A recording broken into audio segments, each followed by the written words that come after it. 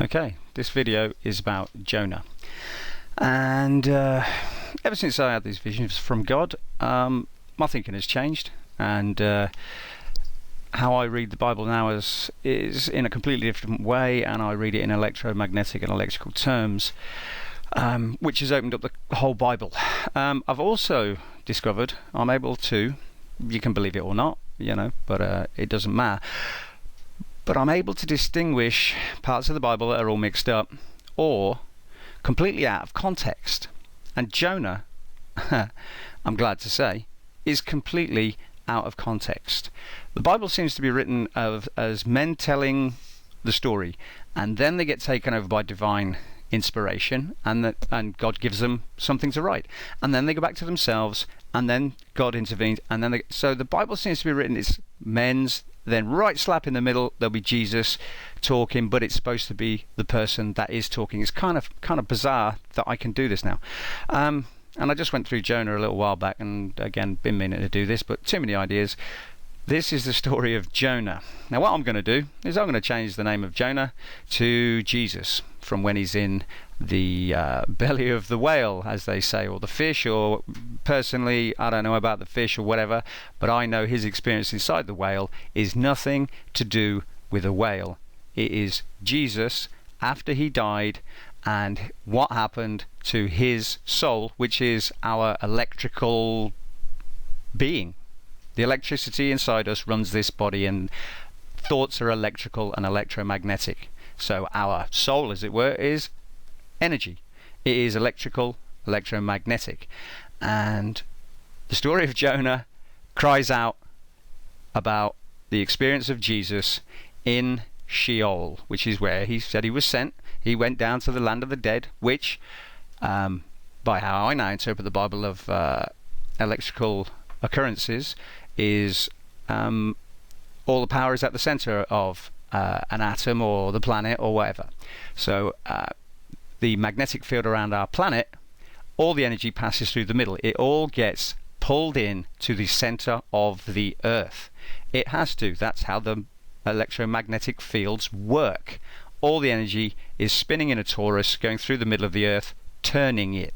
That's what's turning it. No big bang, spin, blah blah blah. It's energy turning the planet. So now I'm going to read Jonah, and I'm going to read it as electrical terms instead, and after that, make of it what you will.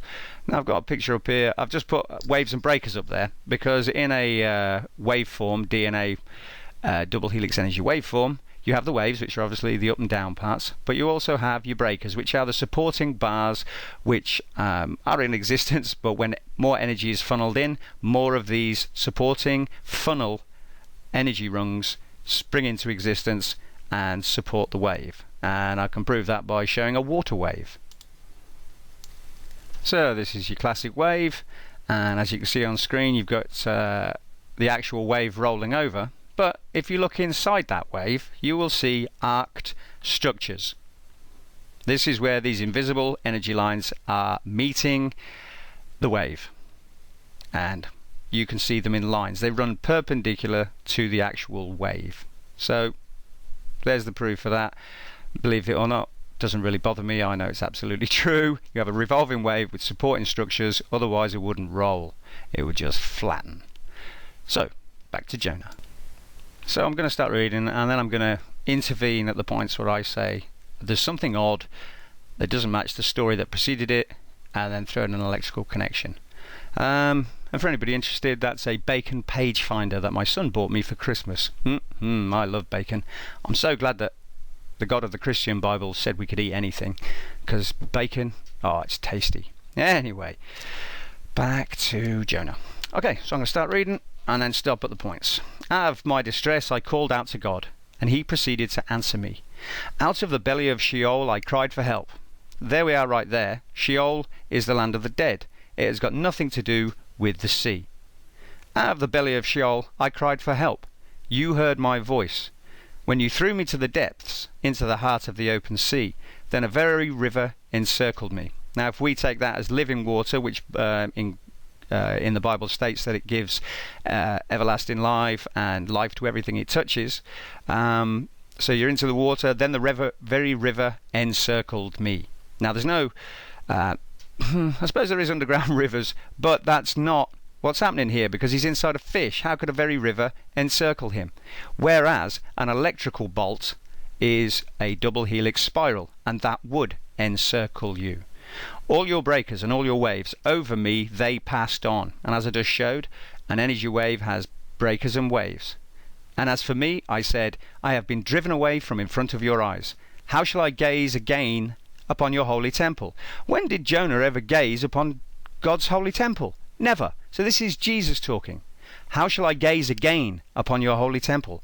Waters encircled me clear to the soul. Yeah, no, that didn't happen because he's inside a fish. Electricity encircled me clear to my electrical soul. The electrical deep itself kept enclosing me.